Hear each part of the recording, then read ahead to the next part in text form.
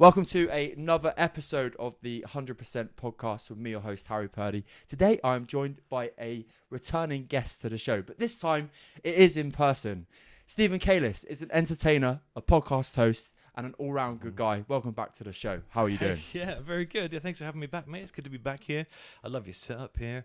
I love what you're doing. You're doing good work, Harry. So I'm looking forward to getting into whatever it is you want to talk about today. Thank you, mate. I appreciate it. I actually would normally, for a returning guest, I actually feel bad that I haven't. I would normally kind of like look back at the last date of when you came on and stuff. But I remember there was like around the early kind of stages of your podcast, and you got. Yeah, I remember the episode you did for me. It was like episode with Handsome Harry. That's right. Yeah. Yeah, that's right. And, it was good fun. And I remember the conversation we had as well, buddy, about your journey of being homeless, and then obviously going into what you're doing now. And now life seems to have gone on a bit of a trajectory for you. Now you're an experienced father. How old's your boy now? 4. 4. Yeah, Wow. Yes, man. That's what's interesting about that sort of thing is you have to be.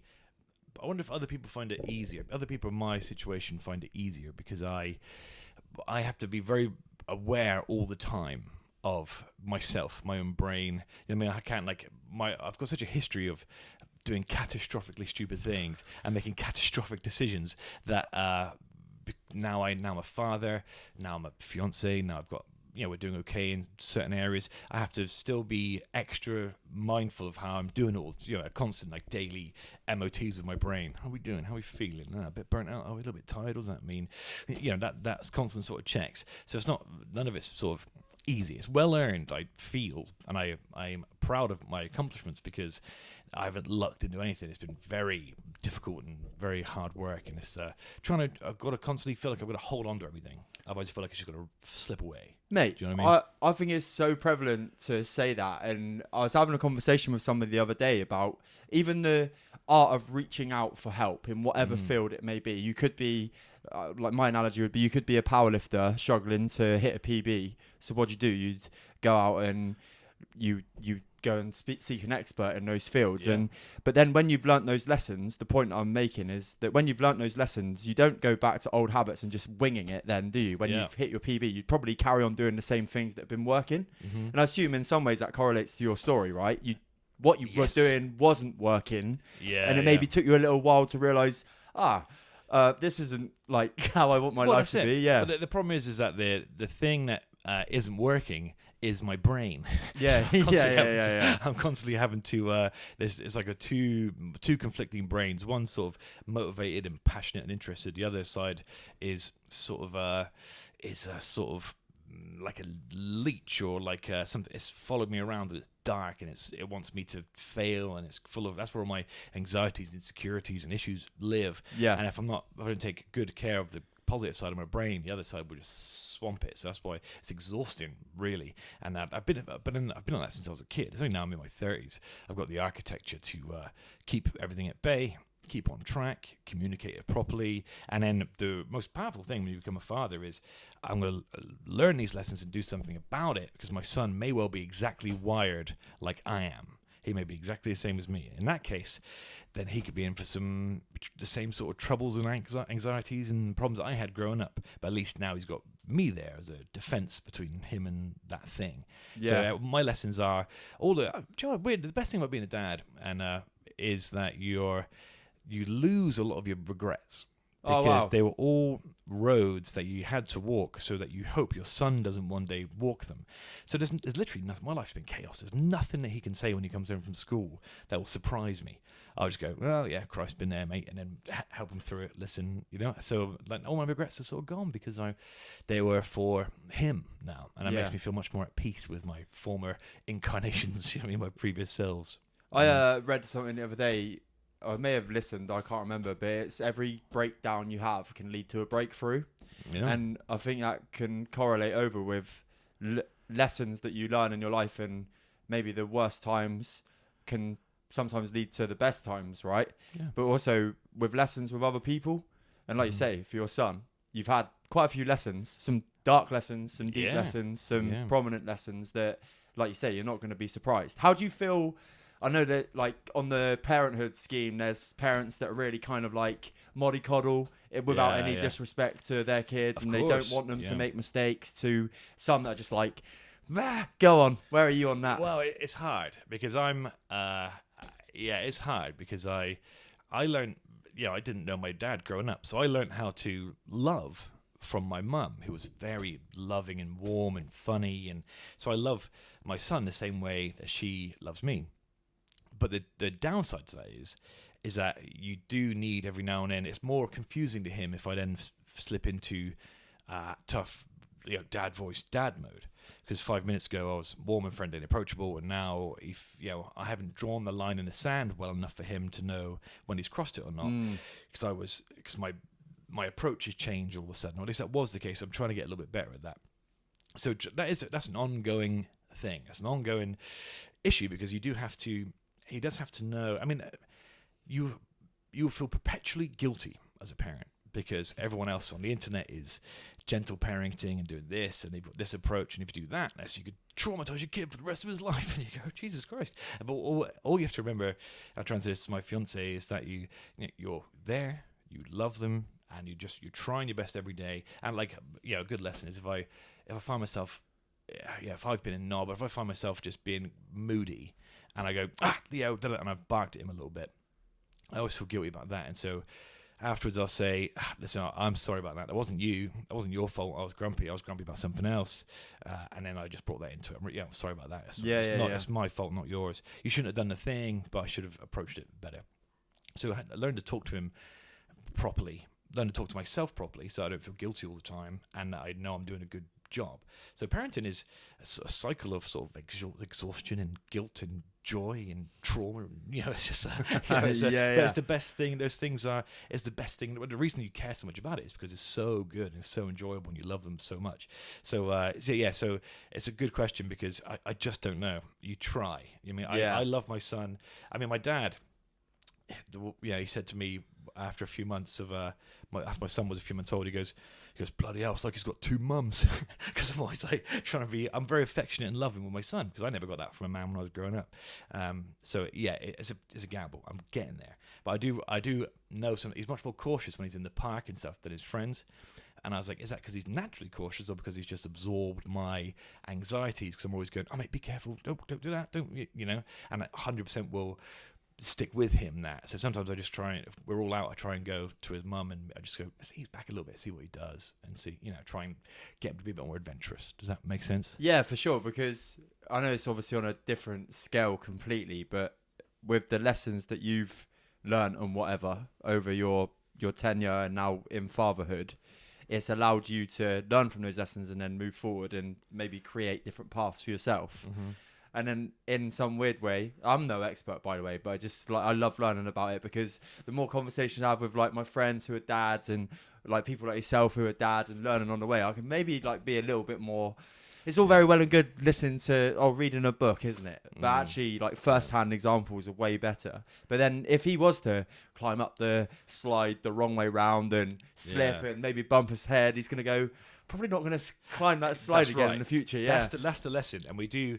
And there's times where I have said that to my fiance, where she's gone to stop him doing something, and I'm going, well, just wait a minute, because he won't do that twice. Yeah. And he'll almost have some part of him that wants to do it or be curious about it. If I'm constantly going, no, don't do that, don't go up there, don't do this, that'll. So it is. What fatherhood did for me, and what it does for a lot of people I know, is that it shines a light on all of your problems, your anger, your insecurity, your anxiety, whatever your flaws are, that up to this point you've been able to paper over, fully exposed, because you're tired, you're hungry, you're exhausted. When Leo was poorly for a year and a half, 2 years, with this real chronic tonsillitis, and he was like almost suffocating some nights, and he was coughing up blood, and this went on for about a year and a half, and you're tested then. You think you've been tested before that, but you haven't, and that was a mock test for what reality is really going to become. Yeah. And then you're exposed. You're angry. Of course you're angry. You're exhausted. You're malnourished because you're just eating whatever you can fucking get your hands on, and so you're not a great version of yourself, but you still need to be a version of yourself that can look after your son, be supportive to your fiance, because she's going through the exact same thing. And then at the end of it, you just emerge much more aware of yourself and much stronger and calmer, and for Christ, we survived that, we can survive whatever this next thing is. And you just you're constantly learning about yourself, but at the same time you're also constantly changing, because the unfathomable love you feel for this thing that's just popped into your life is changing you fundamentally, and you've got to just keep an eye on what those changes are. I mean, that's the trick of parenting, is just be aware that you're changing, they're changing. You're going to be exhausted, and that's all right. Just deal with it. It's not their problem. Yeah, man. You have to come to terms with it. I remember one little story from me being a kid and my dad trying to give me the old heads up on probably not a good thing to do, but I still learnt my lesson anyway. We went fishing, and actually, I don't know if you ever remember, I don't know if you're into fishing, but back in the day, Loughton College, on the Houndstone Road, they used to have their own fishing pond that like just members of the public could go and use. And I was like rocking on the box, like the tackle box. He's like, probably not a good idea to do that, Harry. Mm-hmm. Obviously doing it again, and he says it again. And then next time I do it, obviously splash. I'm in the water, freezing cold day. Guess what? I never did. And I think there's that like underlying takeaway from that is that you can always say probably not a good idea to do something to anybody. But sometimes they're going to learn a lesson. But first, the issue is that the value of the person doing that thing, i.e. your son, is increased to an extent you never would have. Sure. So if it's just some rando dude drunk walking down the road, staggering into the street, you're going, so fucking what, he's an adult, right? Yeah. But the value of this little person is the most valuable thing on the earth. Yeah. And so of course it's scary. Of course you hear these terrible things about kid will fall and then crack his head and then then he dies. Yeah. So. Yeah, that's what makes it so horrifying, is that it's valuable to you. You know that there's grief and worry involved. You know that that's what makes it so desperately scary. And if you've got anxieties and worries and attachment issues going into the thing anyway, then they're exacerbated. Yeah. Because it's not just that's going to hurt you. That's going to hurt me. I don't want to see you get hurt. I don't. Yeah, like something happens to you. Effect. Yeah, that's it. And if something happens to you, I'm not going to be able to survive this. The value is immense, and that's what changes there. It's crazy. Yeah, it is crazy, and something that hopefully one day I experience, and all of the challenges that come along with it. Well, let me tell you then. I need to be very careful here. Because parenting is the best thing in the world. Okay? Yeah, it is the best thing in the world. Even throughout say that I told you the year and a half where he was sick, and it was really unwell, and it was hellish sometimes. But even then, most of the time, it wasn't, because it's just this thing that you made that you love needs you, and it's totally vulnerable. And to him, you are the king of the earth. You are the strongest thing on earth. The barrier between him and real problems. You see it in her eyes. They're so in love with you as a baby, and so the worry isn't. You're not thinking, oh fucking hell, I wish I wasn't putting up with this, and you're not rolling your eyes because this thing's annoying you. You're going, what can I do? I love you. I want to fix this problem. And even in the height of when he was really poorly and we were really worried, I would just sit in his rocking chair with him, and he'd just be led on my chest and my belly here, put a blanket over him, and then it's peace and love and joy all the way through, interrupted by worry, anxiety, lesson learning. So that's what I want to get across. Amazing. Yeah. What there's two things that came to my head there. One of them was really random. It brought me into the animal kingdom, and there's something quite brutal about the animal kingdom, isn't there? Because I think that what you explained there and described there was when the newborn baby, like obviously your son, or even going into like the animal kingdom of lions or whatever, that nurture element that a baby lion needs, a cub needs, is the same like across all formats. Even when you go into like sea life, right? Like whale cubs and all of those whale cubs. That cub, whale cub? Is it a cub? I don't know. No, not a cub. No, I sound like a right fucking idiot here. I don't know. A whale. We say whale baby. Calf. Calf. It's a mammal. Yeah, there we go. Yeah. We got there. All of them need that. But then in the animal kingdom, there's like this brutal moment where the parents just like, I don't want to know anymore. Well, now you're on your own. It's insane. Yeah. And then how does that transition over into humans? It's really incredible, isn't it? When would you consider I'll ask you this. When would you consider someone, not legally, but when would you consider someone to be a man?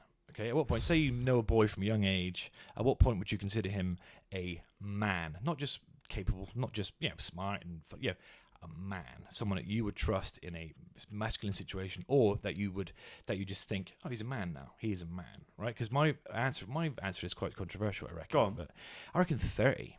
You know what I mean? Mate, I was gonna.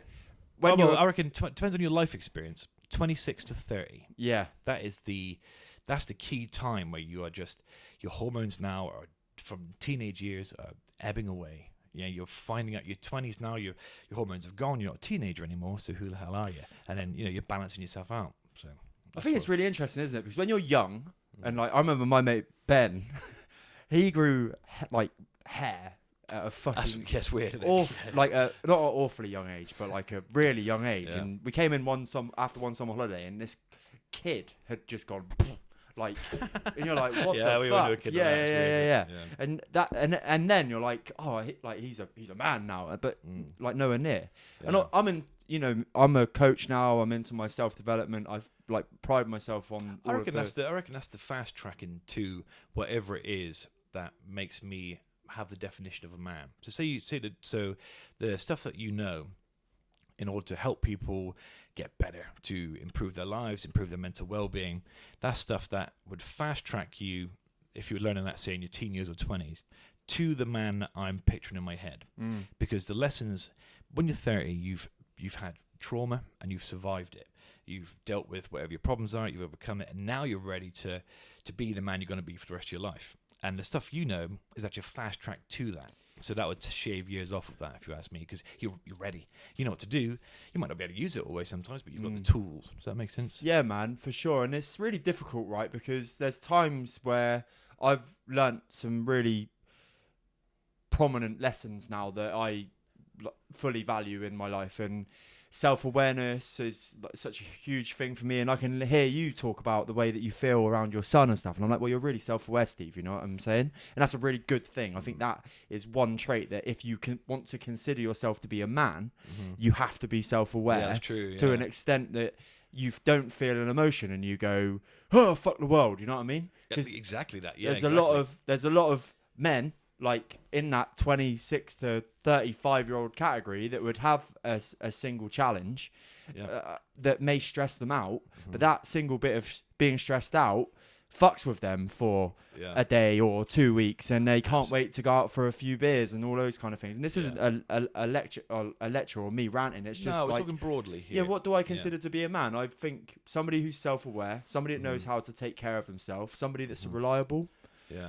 I suppose we're adult. I say man because that's the only experience I've got. But really, a dependable adult for me is that sort of 26 to 30 range, because if you've got something you want to share, there's a good chance that person has endured that. Now people can be much younger than that and be through way worse. But again, that's a sort of fast tracking thing. They've had to experience and suffer, and then hopefully they've learned from it and they've matured as a result of that. And then so you can be 17, 18, have suffered your entire life, and then have some wisdom about you, and that almost equates to the exact same thing I'm thinking of. I think on average across the 30, at least then he's who he's going to be now for the next 20 years, just a more refined version of it as he gets older. I actually listened to something frightening on I don't know if you listen to any of Chris Williamson's shows. Yeah, sometimes. Yeah, so he's had Alex Hormozy on again, and it was a 4-hour fucking marathon. I think I'm like 3 hours in, but they said something along the lines of,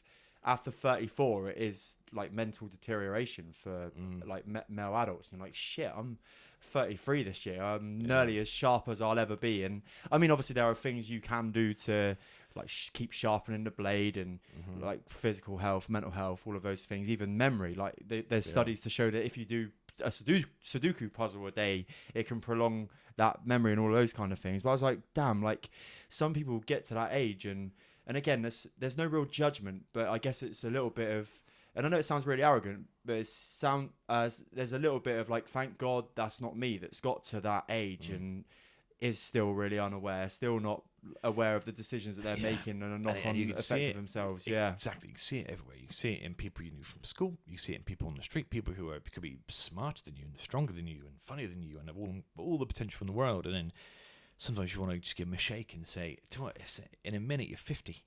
and you've wasted these years. I don't know if you've got situations like it as well, but I worked in Asda from 17 to 22. Oh yeah. And there's people there now I have all the respect for in the world that told me when I was a kid that they hated it there and they wanted to leave. Well, it's still... And they're still there. Yeah. And I think... It's hard, isn't it? Because you can't... It's hard to have a real nuanced conversation about this because you want to go down... You want the listener to be aware of two avenues all the time. One of the avenues is I'm fully aware that there's other circumstances which mean that person could enjoy the thing. Oh, of course. They're happy in the situation. Yeah. That could be for whatever reason they're restricted or limited to that by mental, physical disability. We are fully aware of those things. I'm fully aware of all those things as I go into the other thing that I'm going to say, and that is that you're right. And sometimes, I mean, if someone's happy, then it makes no difference. I'd rather them be doing that than anything else. I spent my 20s working at McDonald's, but it was my drive to get out of there. You used to give freebies to your mates. Yeah, that's why I used to be built like a rugby player, right? Before I started working at McDonald's, I was strong. I had a slimmer waist. I've just been traveling around Europe, got a job in, or started traveling then, and got a job at McDonald's, and then it's just free food all the time. It catered to my binge eating and my depression at the time. So, but the thing I had in my brain was, God, it's great to look after you as a company, but I desperately don't want to be the guy that works here. I can't. I want to be doing something else. And then so I just took steps to leave. There's people who I know still work there, and they just like doing it. It's convenient. The hours are brilliant. The company looks after you. The benefits are great. That's enough of a reason to stay there if you want to stay there. But for me, I had to do something else. I had to make more time for me. I had to do a job that I had to go to work to do something that I love doing. And that was the changing thing. But yeah, it's disappointing that the squandered potential. That's right. A devastating thing. It's actually a really poignant and quite a kind way to say it. Yeah. And there's no malice in what I say. And the reason is because I've met, along my other journeys with my careers, I met fellas who, again, my second job with K&N or Wincanton, I actually really enjoyed who I worked with, but again, the job wasn't for me. Yeah, but there was a fella there, and essentially the job was to pack helicopter parts, and you had to do them to a standard. Obviously, they could travel around the world without boring the listeners. But this guy fucking loved it. Yeah, he would love being the guy at the end of the day that had the most boxes being sent out. It was almost like a competition for him every day to be the man. And you know what? I take my hat off, and even on an extent of settling down early years, I've always had and maybe it's my own kind of insecurities and whatnot as well coming out in my early years as an adult. But when people used to settle down at an early age, have kids, I'd be like, what are you doing? But then at the same time, if that makes them happy and that brings them contentment in life, sometimes I've been I wish I could be like that, but I'm just not wired to be safe. But no, what will come one day is the right person will come along, or the right circumstance will come along, and the puzzle piece will fit, and then there will be a sort of peace about you then, and you go, oh, okay, right, I can now, I'm happy now. And the challenge you especially would have is doubled them. Because can you maintain all of this with absolute contentment, right? And this is interesting because I found I've got promoted recently, so I've got a good new job, right? So well done. Thank you, mate. It's very good. It's very comfortable job, right?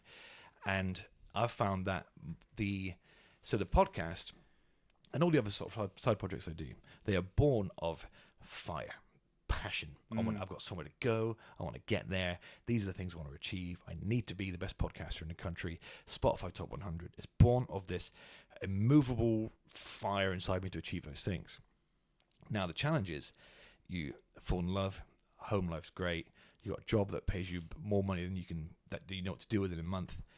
What you do, a lot of that fire is suddenly gone because you've achieved, right? So now you got to really focus up. And that was the story of the last sort of couple of months. And now I've managed to defeat that, and you'll be surprised how big of a thing that is. You fall in love and you want to be around this person all the time, so you go, I want to go to the gym tonight, so I want to be with you, watch a movie, and then so the motivation and passion dies down just a smidge, right? And then that just starts to work down because you don't feel the need to keep fighting and firing. You're not fighting and firing all the time. And then so can you do the thing and be content at the same time? And the answer is yes, if you're someone like you you're doing this because it makes you content and makes you happy. So you're used to operating in that space. But there's people that are doing it in spite because they know, they're not content in some way. So they're like me. So you're shooting passionately towards a goal, and now I'm happy and I'm content. And suddenly that fire isn't there at the minute. So I've got to find another source of motivation and inspiration to keep doing these things I don't really need to do anymore. Do you know what I mean? And that's a surprising challenge now. Yeah. In terms of I'm not here, obviously this isn't a coaching call or whatever, but I'd always say that go on, do some coaching. No, there's definitely some other attachment that you could, I'll call it leverage, right? So let's just say 2 months ago, there was some leverage behind the podcaster and the podcast goals.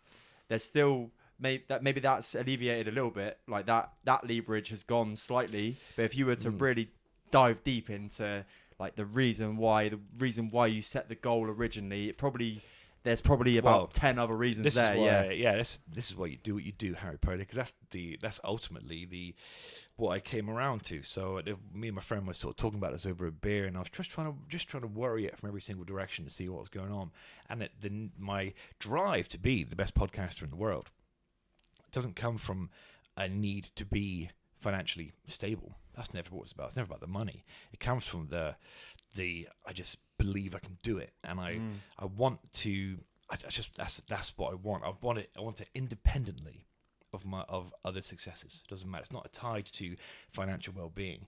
It's because that's what I want, and I've been laser focused up to that point. And my focus has been a little bit split because I was trying to secure this job. It's been a little bit split because my son's going to start school, and I'm trying to concentrate on 200 heinous, life-changing things all at once, but never stop doing the show. Exactly the same thing, exactly the same output, but the fire was different. But now it's back in because I guested on a show called the Utopia Podcast last week. I went all the way to Lincoln to be on it. Oh, amazing, man! And then podcasting with these people and seeing what they're doing, relit the fire. I mean, it just made me go, yeah. I want to be better than you guys. Even though I love them and doing a brilliant job, I want to be better than them. I want to be better than everybody. And now it's back, baby. And now I'm excited to get back into the studio to get roaring again. Mate, I love that. And I think there's like a Buddhist saying, it's where attention goes, energy flows. So before that conversation, potentially your attention was split between your professional life and your family, your love life, your child. So like you've got 100%, bringing my branding in here, you've got 100% focus available, but like 90% of that wasn't on podcasting. No, but it's hard to split that. Because you do have to, because the ultimate, because the family is where it should go. So how much attention do I have to split? Now I don't have to focus quite so much. Work can relax a little bit because I've secured a position, so that can go now. There's some percent back. My family and they'll always have the majority of that because I'm proud of what we're able to do there. I'm proud of our achievements as parents, and we're proud of what we put into Leo.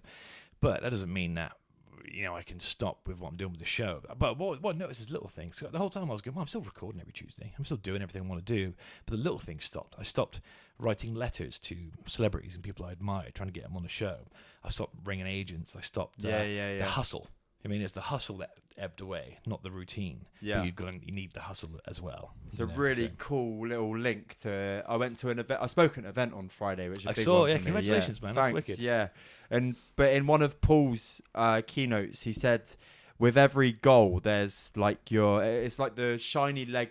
If you were to build the fucking Millennium Falcon out of Lego, you've got the image on the box, which is the Millennium Falcon, and then you've got the process of putting that fucking thing together. Yeah. And right now, we're doing the Millennium Falcon as such. You were putting the podcasts out, the complete shows, but you weren't putting and mate, like with those two things, like the passion will start coming back. Like I say, where it's even links over into mental health, right? As soon as you start putting focus on, I'm not feeling very good today, you kind of double up that feeling, you double that emotion. And then if your attention gets like transferred just quickly to something that's like somebody's made you laugh or like somebody's given you a compliment, it's like, oh shit, like it's not so bad now, you know what I mean? That's why knowing yourself really well helps, because I never panic or worry. I always sort of go, well, okay, what is this? What's this thing I'm feeling? Let's get to the bottom of this.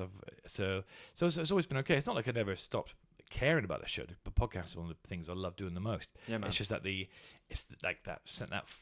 need to do it was just dulled. Yeah. The exploration of that is worth exploring because it's new and I wasn't expecting it.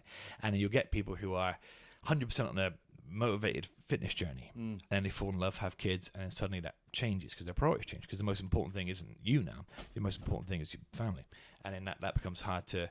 And it's tricky because I used to really love.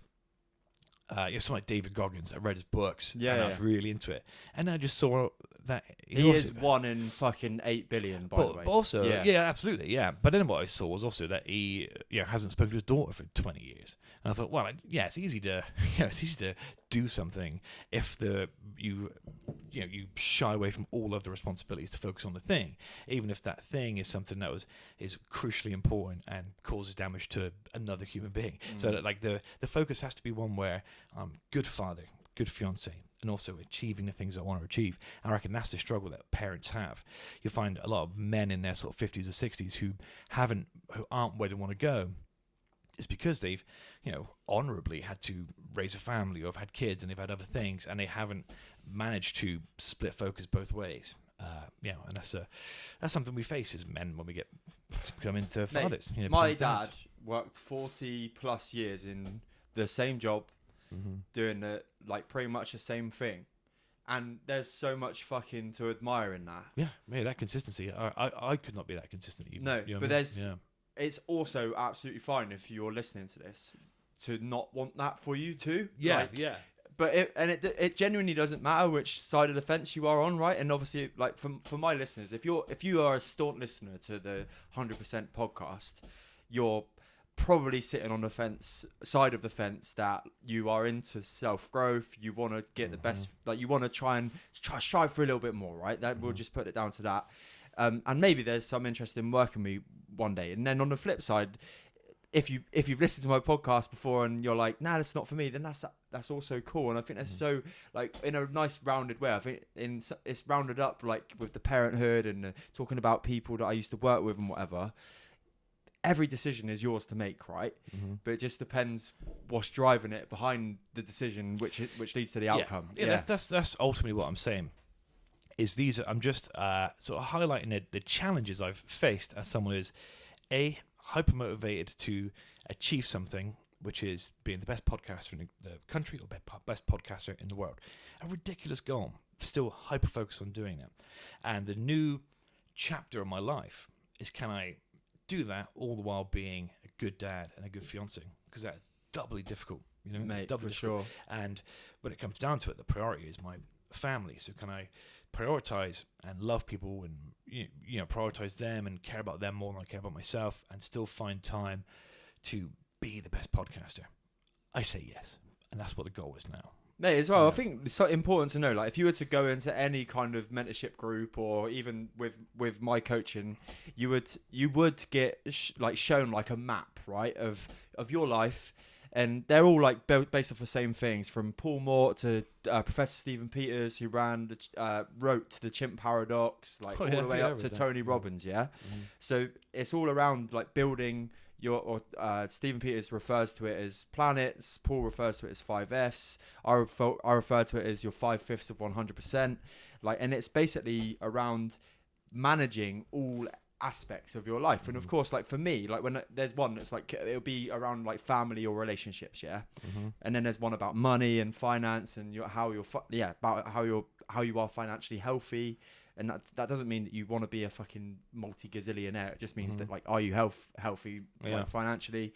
How's your brain, focus and all of those kind of things, fitness as well, and then fun. So all I would say, I hate, obviously you're a little bit older than me, Steve, right? But all you're doing is working out how to spin your planets, mate. That's it is what you're doing. Yeah, it's that. And that's it. And that's, I think, if you are into any form of growth, whether it be your podcast, whether it be learning how to manage the Stephen Calis brain and all of those kind of things, all you're doing right now is going, that's interesting. Just need to get another mop to just keep these plates spinning round. You know what I mean? That's it. My fitness is a big part of why I'm not able to quite get there, because I've smoked since I was Christ, way too young. You still smoking now? Yeah, I smoke a lot. My fitness is terrible. My diet is terrible because I reckon I've got a series of undiagnosed manias or issues or problems. I've got lots of problems with food. And I can be disciplined. This is what really annoys me. I can be disciplined in every aspect of my life when it comes to the show, to parenting, to work. I can be prompt, on time. I can be disciplined in every aspect. I'll back that up. He was early today as well. Yeah.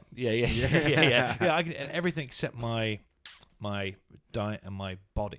And I need these things to be able to successfully go where I want to go, because I won't be so tired. I'll have more energy to achieve. And so the next step now, because now with a new job, I'm in a much better, much healthier routine.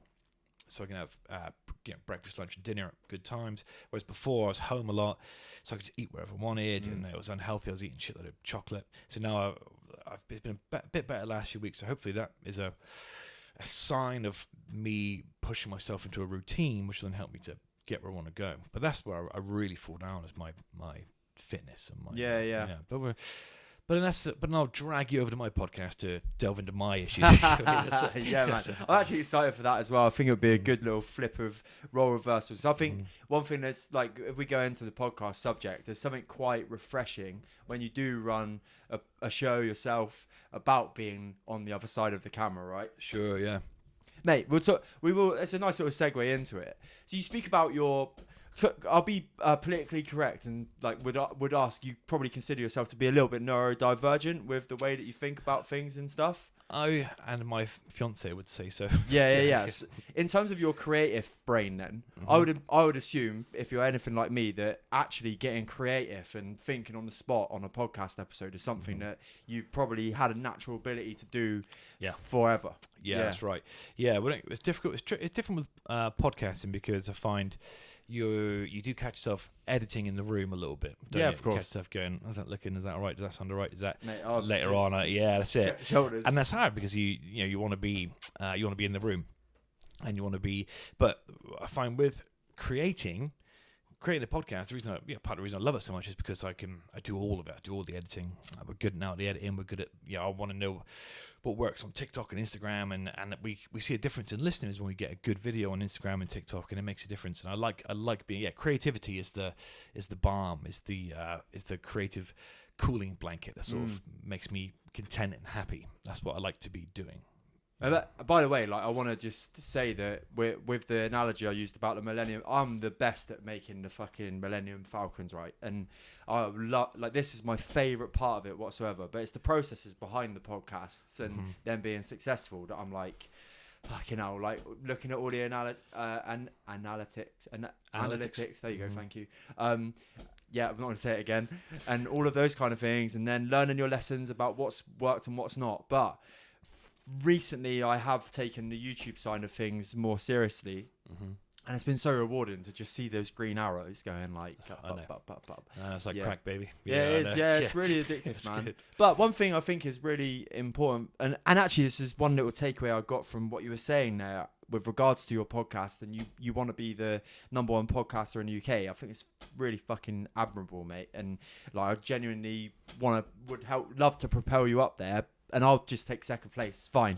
But no, is that even if you have those massive goals, right, and you carry on that trend of, I don't know how many number of episodes you envision your show having one day, all of the wins that you're going to accumulate along the way too is going to be insane. I love thinking about the podcasting that way. I'm really closing in on 200 episodes, and I could do, I'm going to do all of the lessons that I've learned from all of the guests that I've had on, just wild. Yeah, that's good. Yeah, that's it. Yeah. For me, it's it's the acceptance of, I could be doing this for 10, 15 years before getting to where I want to go, but that's okay, because once you commit to that, a lot of people will get into podcasting and then be surprised. And there's been local examples of this recently, where they'll start a podcast and they've only got 15 listeners at the end of the year. And then that's totally disheartening. And then they will sort of pack it all in. And I always want to say, where did you think you were going to be? It's a massive pool. Yeah. This is an ocean.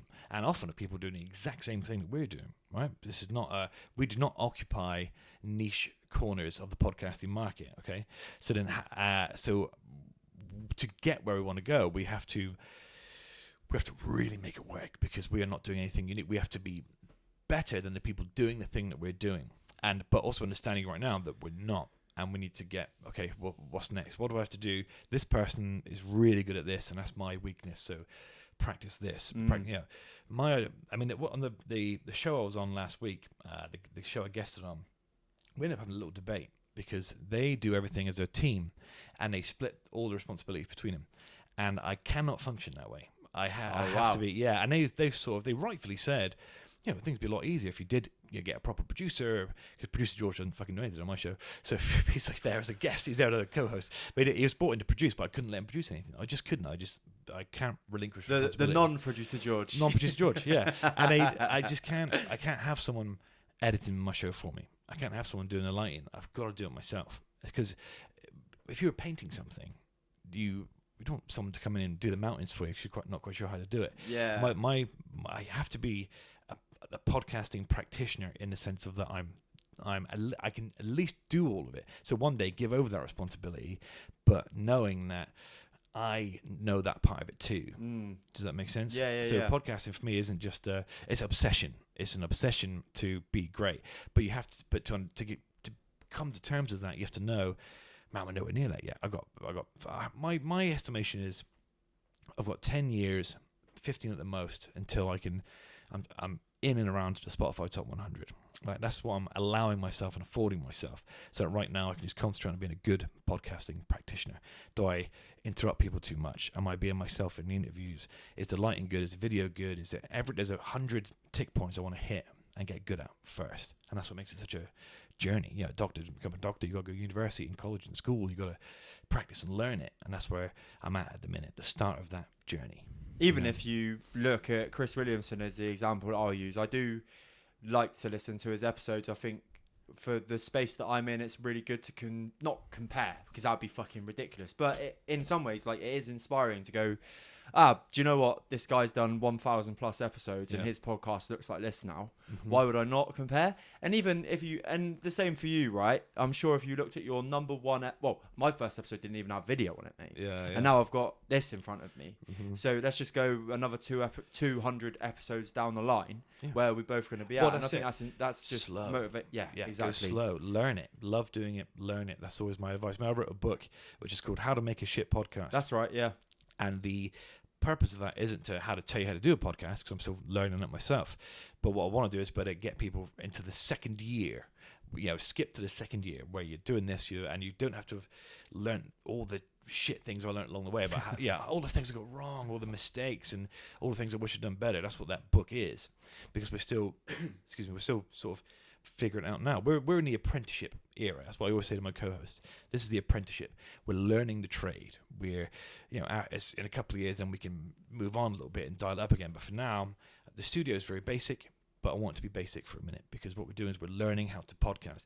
Because I've seen examples of this where you've got this sick studio and it costs thousands of pounds and the equipment is top of line equipment, but the product is really poor because people aren't prepared to be. You see this with celebrities or influencers that get a podcasting deal, and then they're set up from day one, but they themselves have not had to do 50, 100, 200 episodes. Don't know the ropes. Interviewing people wrong, interview the wrong people, getting stuff, looking at themselves as podcasting practitioners. And you can see that from the start, even though they'll get propelled immediately into Spotify Top 100 because people already like them from Instagram, or and that's a bitter pill for what it is. But when we eventually get there, man, we'll be good at it by then. We'll be funny and interesting, or whatever we need to be top of our game there. But we just gotta slow down. It's the apprenticeship. We're getting there. Yeah, man. I think a couple of things to add to that would be, it's always, I think whatever happens with regards to the lessons you learn, don't lose your authenticity. But I think it's important, no matter who you are, to keep that element of who you are in your, because it is your brand. This is Stephen Calis podcast, right? Like, whatever. And this isn't me saying like, oh, this is a podcast lesson. I'm just saying, the people that are successful in podcasting, maybe apart from a couple, like I find Stephen Bartlett the most inauthentic person in the whole world. Insufferable, mate. Yeah. Excuse me, can you tell me about your fear? Like, what makes me angry about that is like, listen, for the sake of my show, open that nerve. Yeah. Totally expose yourself, make yourself vulnerable. There's no aftercare. No, I'm not going to look after you afterwards. On you expose yourself. I don't care about as a human being. I care about the views.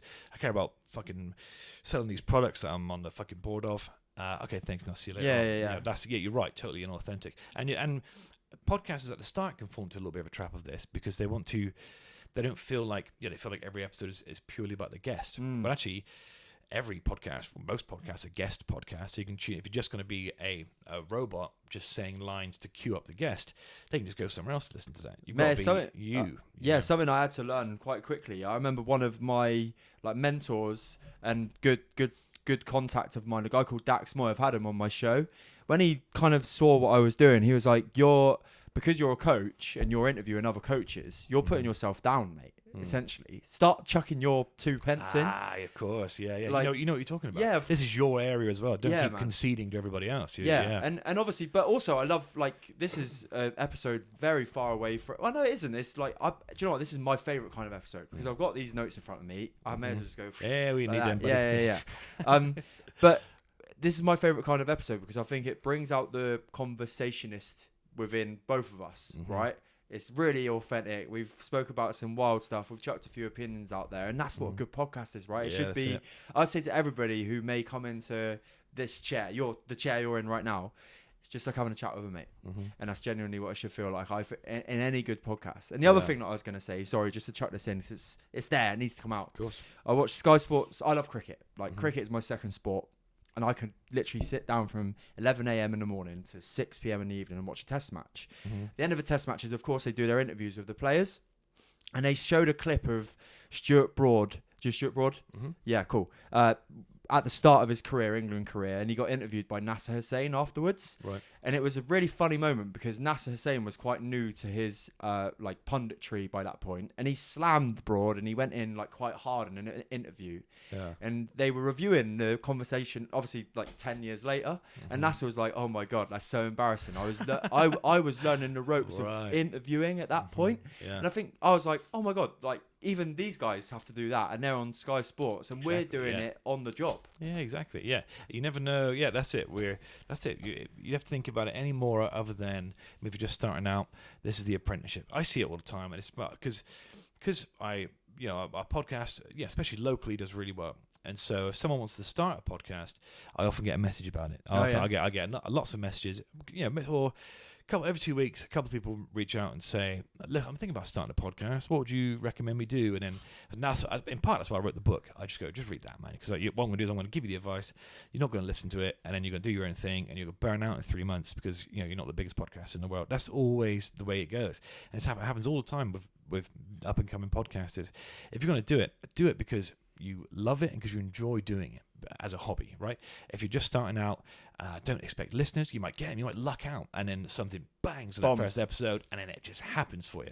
But the reality of the thing is that it's not going to happen for a while, for a long time. I mean, I can't tell you when because I'm still working on that myself.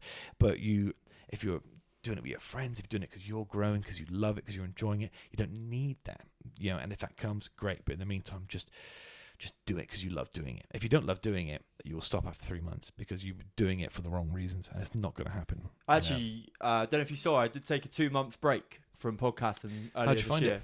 Well, peaceful. It was but it was a bit of a self-challenge. It was if I don't miss it, then I'm happy to just drop them in every now and again. But mate, I missed it. Yeah. I did miss it. I was going through a little bit of a patch with work and whatever, and I was like, do you know what, I could probably use some headspace right now. But then reminded myself that actually passion projects are good, and this is why we're here. So yeah, that was good. I suppose what you do though, it's like a school day. I suppose every day when you're interviewing someone or talking to someone, they also have knowledge of something that you could use, as well as you having your own solid base for it. So I suppose it's a very educational journey for you, isn't it? Your show, the people you talk to. Mate, I've loved it. And there's been conversations with people that I'm like, I'm not sure I agree with that.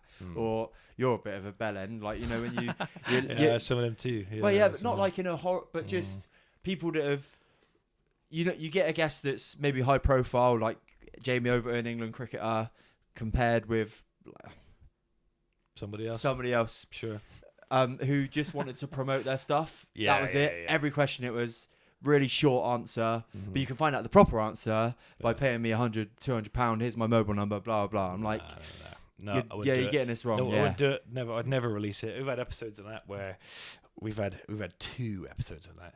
One with someone who is local and prominent, I'll tell you about after the show, and one with someone who was a former footballer for Everton, right?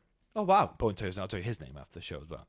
And one of them didn't get released at all because I thought the bloke was a wanker, and the other one did get released, but only in part.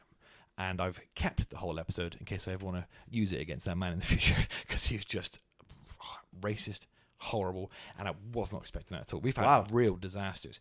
Now, for the most part, these things won't see the light of day. You're there, we're there on an even keel.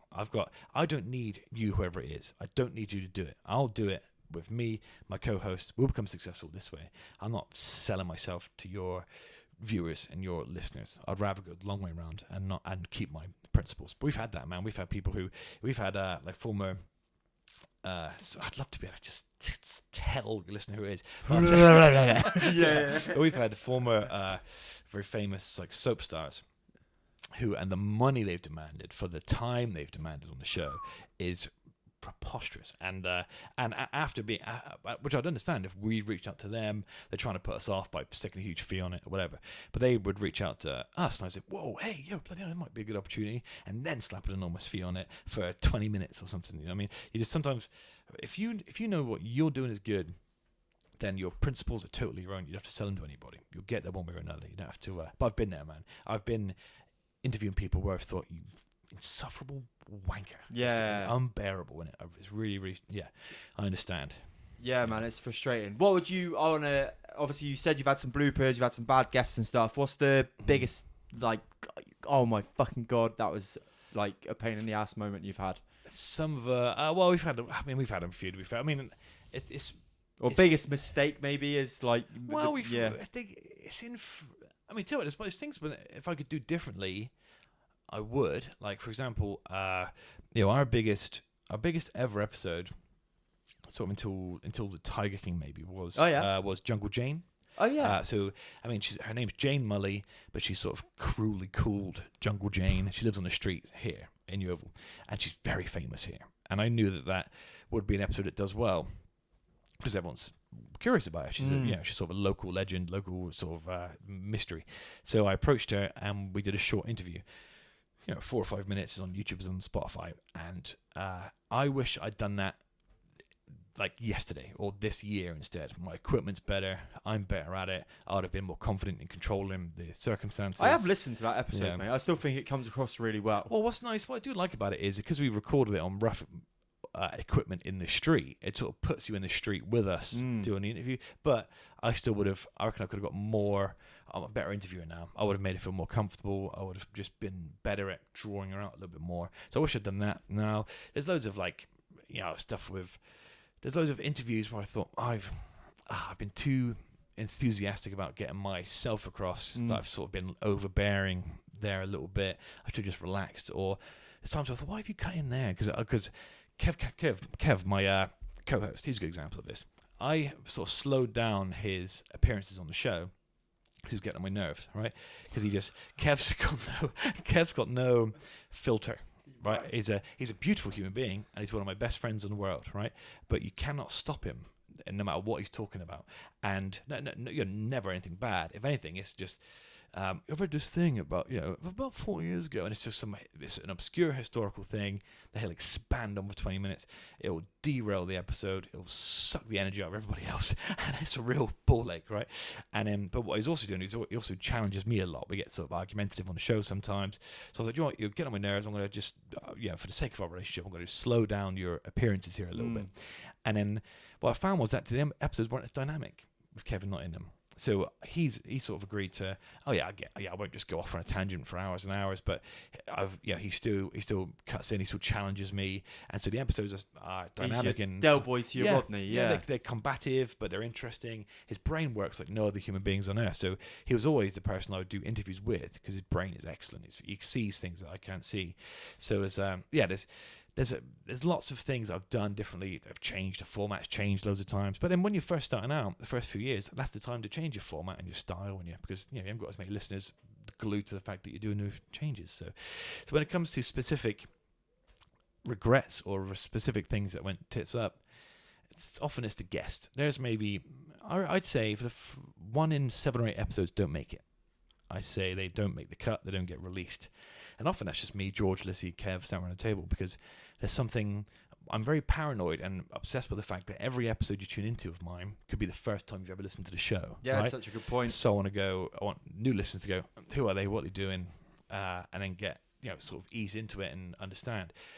My bugbear with podcasts, especially, and we don't do this, is people who always have co-hosts, is inside jokes that you need to, it's unbearable. When you listen to a podcast for the first time, you don't know who's talking, there's 5 of them, they're laughing about something that happened off camera, and it immediately detaches you from the experience. You want to feel like you're sat at a table with your mates listening to something, and that's the experience I try and provide every time. You're there with us, we care about the fact that you're here with us listening, and we understand you might not have been here before, so here's me, there's a little bit of Kev, that's Lissy, that's George, and that's the stuff I wish I was better at a couple of years ago, that we're quite good at now. I'm better at interviewing now, I'm better at editing now. I wish I'd known, weirdly, on a technical aspect for podcasting, I wish I'd used 4K cameras earlier.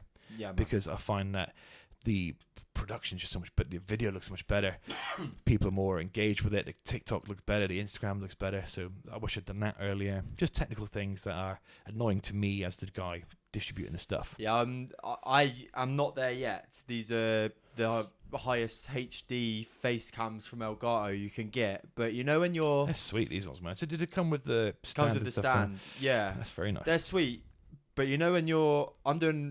I'm doing more solos at the moment. Oh yeah.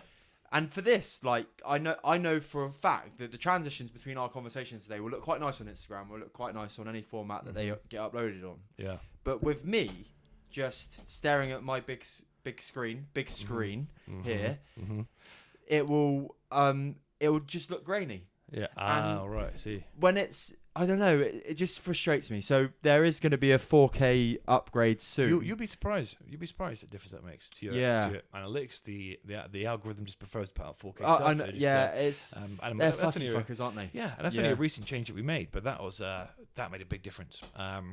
Understanding editing, the transitions between, and especially the story of the clip.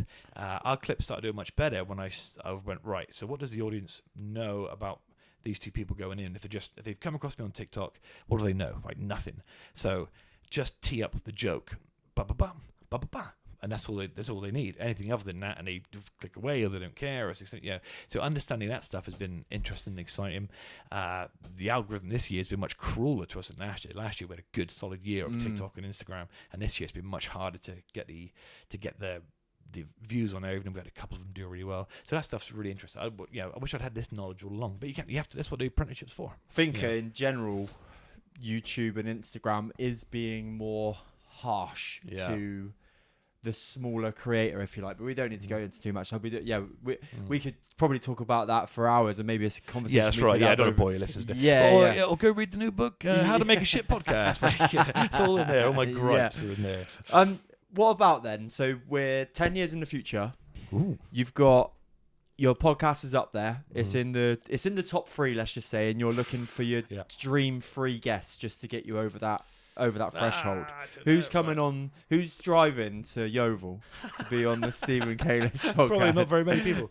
That's a good question as well, because probably no one to come to Yeovil to do it. Might have to change base, but I think we my dream 3 guests, and this is purely not because I think they particularly make a great podcast or because for analytics' sake. This is because I admire them, right? I'd say I'd love to just sit down for an hour and a half with Eminem. You know what I mean? Just interesting dude, and he never does interviews really, so it'd be not like long form interviews. Really private, right? Yeah, and the last long form I saw him do was with Mike Tyson. So he admired Mike Tyson, and so he agreed to do it. I'd love to just sit down with Eminem. Joe, I love, man. As controversial as he is sometimes, and he's not culturally what he sort of used to be to all of us. But Will Smith. Oh yeah. I just love his book is incredible. That's the. Did Mark Manson wrote it, didn't he? I don't know. The one with the multicoloured face. Yeah, that's right. Yeah. Mark Manson sort of wrote that for. Well, it was like he asked Mark Manson to write the book about him. Yeah. But they essentially Will Smith told him what he wanted in it, and Mark Manson kind of like co-wrote it for him. Yeah. That makes sense. But it's a breathtaking book. It's I need to read that. Yeah. Mate, it's staggering. It just. But I found it really affected me because he and I are very similar, weirdly, growing up. Our brains, our approaches to life, our personalities, our insecurities are exactly the same.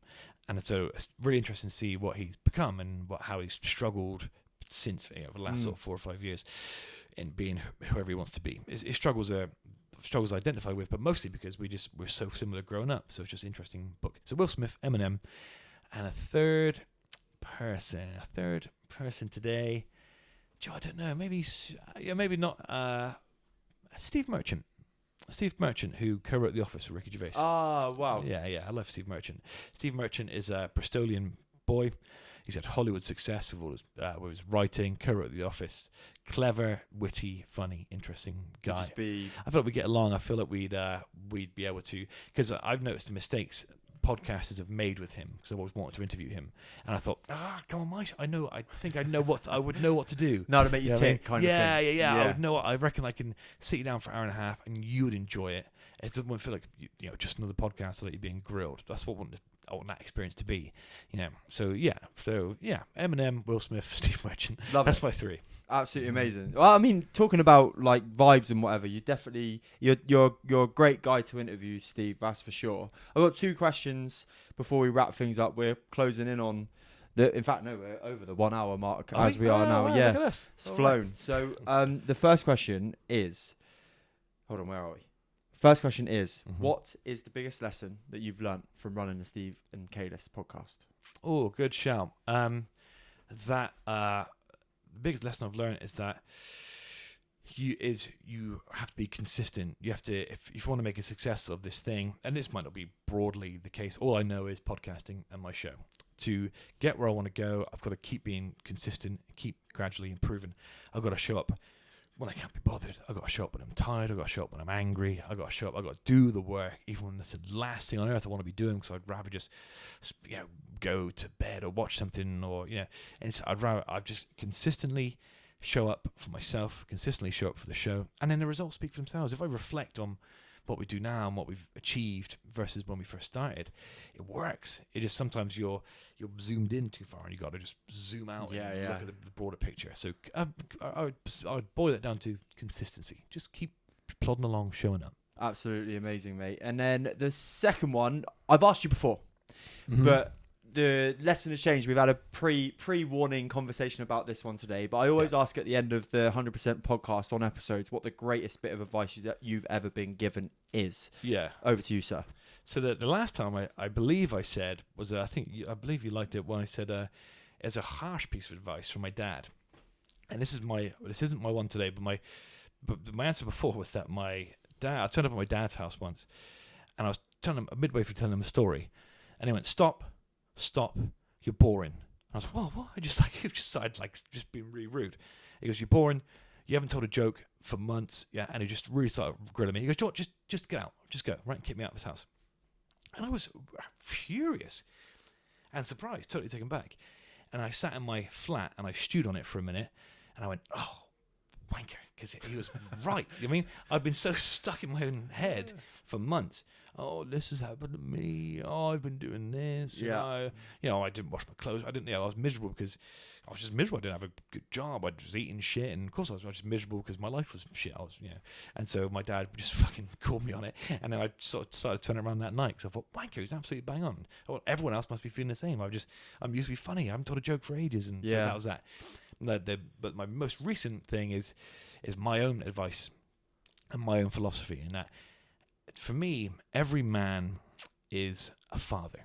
Every man is a father, and even if you don't have kids, I believe you have a responsibility to be a father, in that we turn up for each other, turn up for our neighbors, turn up for kids that are wayward, or we have a responsibility to adopt the the things we would imagine in a good father, or the things we've seen in a good father, and adopt those approaches in all aspects of all of our relationships, especially for people who are vulnerable or who need a push in the right direction, which is sort of your whole career. But I just think that's how I live my life now. If I know someone whose kid is struggling, or if I know my friends' kids are struggling with something, I'll say, well, come around, come hang out with us. I want to put all my mates' kids round in the garden with me, growing up alongside my son and just being there. We have a responsibility to be there and to be fathers, even if we don't have children. That's my philosophy in life. Mate, I absolutely love that, and I don't think a philosophy like that could have been generated in any greater time than right now with what's going on at the minute. So, mate, I really appreciate that. I love the new take home for listeners today. If people want to come and find out more about you and where your podcast is, and they want to hear more of the beautiful tones of Stephen Calis, where can they come and find it? Thanks, man. So, you can find the show at The Steve Calis Show, Calis, The Steve Calis Show. We mostly try and encourage people to get to Spotify, because the goal is to get to the Spotify top 100. That's where we want to be. But otherwise, you can find us at The Steve Calis Show on Instagram, Facebook, Twitter, X, everywhere. That's where we're going to be. So, yeah. Perfect. And thank you for having me, mate. I really appreciate it. No, honestly, it's been an absolute blast. And I mean, 9 times out of 10 it happens, right? But as you're probably aware, the time just goes out, bang, and it's gone. Yeah. And that's the episode over. But if you have enjoyed being here with Stephen and I, please go over to Spotify and YouTube and drop us a like and a subscribe. It does go a long, long way to helping the algorithm, as Steve knows. And if you are interested in my coaching, please come over to Harry Purdy Official on Instagram. You can download my free 14-day journal there. And I'll see you here with a new episode every Friday. Take care.